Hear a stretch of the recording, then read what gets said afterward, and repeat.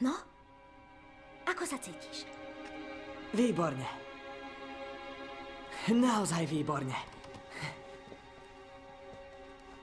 Pamätaj si. Slughorn zvykne skoro večerať. Ide sa prejsť a vráti sa do pracovne. Presne. Zajdem za Hagridom. Čo? Nie! Harry, musíš ísť za Slughornom. Máme plán. Viem, ale mám pocit, že treba ísť k Hagridovi. Musím tam dnes večer, musím tam byť. Chápete? Nie. Verte mi, viem, čo robím. Teda Felix to vie. Čaute.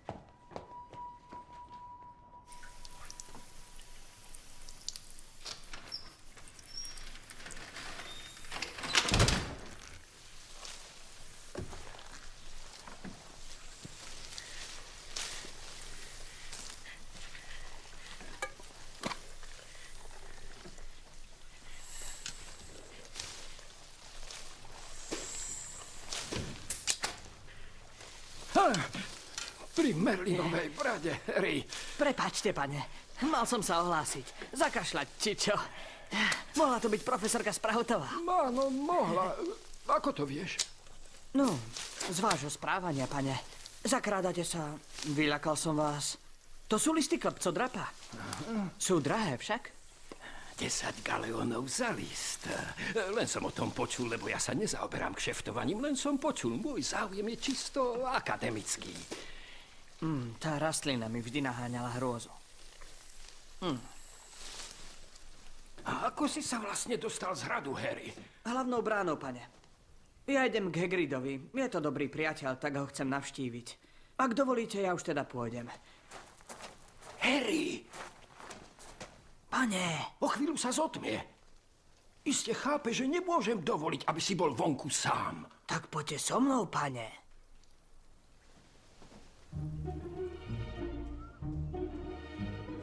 Harry! Okamžite sa so mnou vráť do hradu, Harry! To je kontraproduktívne, pane. Prečo to vravíš? Sám neviem.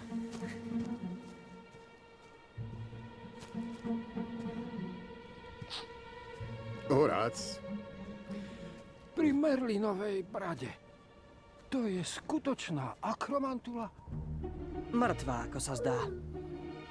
Dobrý Bože. A ako sa ti ju podarilo zabiť? Zabiť? Veď to bol môj priateľ. Prepáč, nevedel Ale som. to nič, to sa stáva. V skutočnosti pavúky nikto nechápe. Zrejme mnohých vyľakajú ich oči. Klepetá ešte viac. Áno, to tiež. Hagrid, nechcem byť netaktný, ale jed akromantul je veľmi vzácny. Mohol by som si naplniť fľaštičku 2, čisto na vedecké účely, chápeš? No, teraz mu už hádam chýbať nebude. A ja si to myslím. Mám pre prípad pri sebe vždy zo pár ampuliek. Starý zvyk majstra elixírov. Keby si ho videl v plnej sile, bol veľkolepý. Áno, veľkolepý.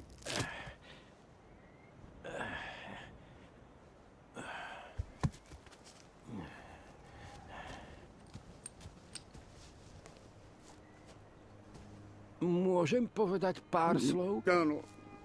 Mal zrejme rodinu. To mal.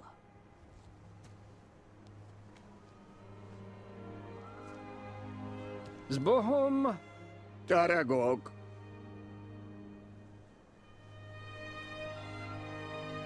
s Bohom Aragog, kráľ pavúkov.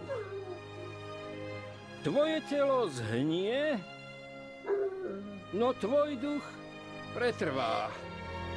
Nech tvoji ľudskí priatelia nájdu útechu za stratu, ktorú utrpeli. Už je tam pod zemou a prútik zlomený má so sebou. Vychoval som ho z vajíčka. Keď sa vyliahol, bol taký drobček. Nie väčší Ako mopslík. Tak veru mopslík. Milé, ja som mal rybku, Francisa, ľúbil ma.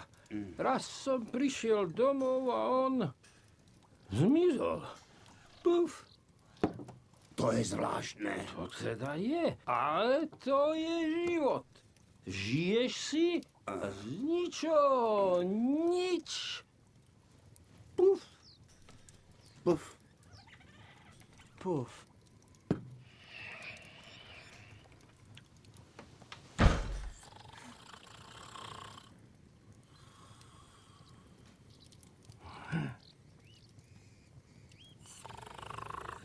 Francisa som dostal od študentky.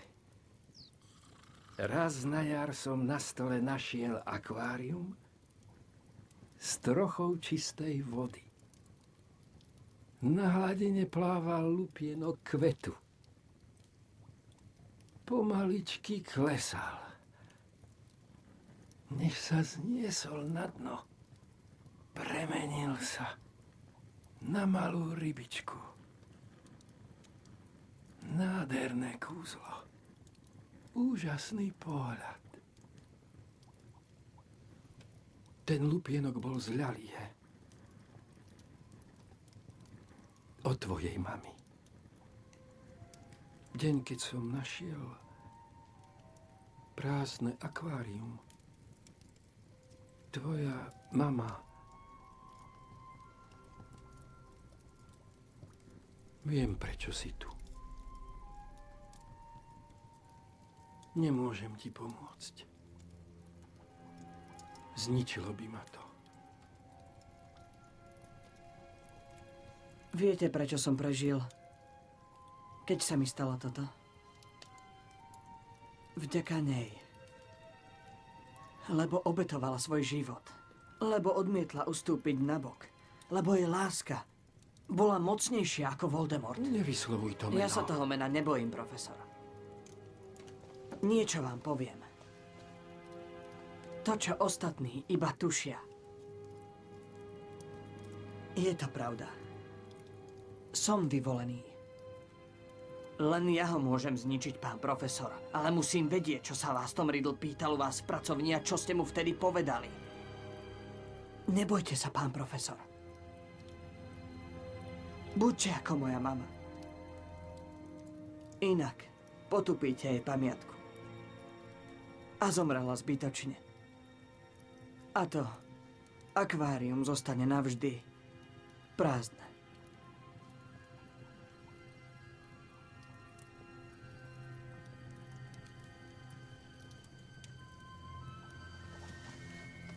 Prosím, neodsudzuj ma, keď to uvidíš. Netušíš, čoho bol schopný už vtedy.